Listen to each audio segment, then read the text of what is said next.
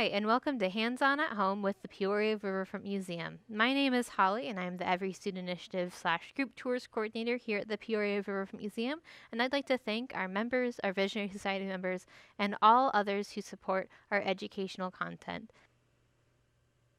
Today we'll be making Puffy Paint. What you'll need for Puffy Paint is food coloring, shaving cream, glue, a shallow container, something to stir, and also as an applicator, we like to use craft sticks, and thick paper like cardstock, or you can use even a thin cardboard.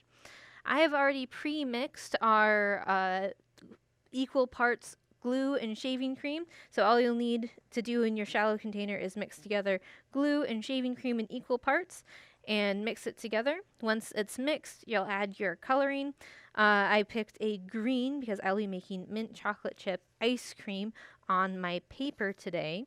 But you can make whatever you'd like. You can make flowers or clouds. And to apply this on your paper, you're just going to put it on your stick or on your paintbrush, whatever you like to paint with. And then you'll just start spreading it around on the paper. I have pre-drawn my ice cream cone, and as you can see, we're getting some cool 3D effects from our Puffy Paint. What's happening is that the glue and shaving cream are combining, and it's stretching out the molecular structures in the shaving cream.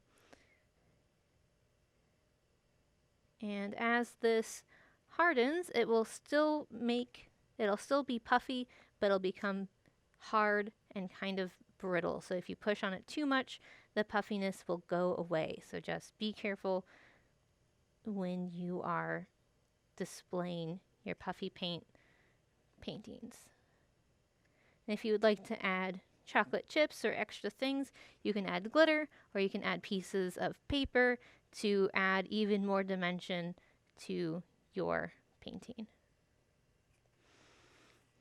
So there you have it. Here is my Puffy Paint ice cream cone.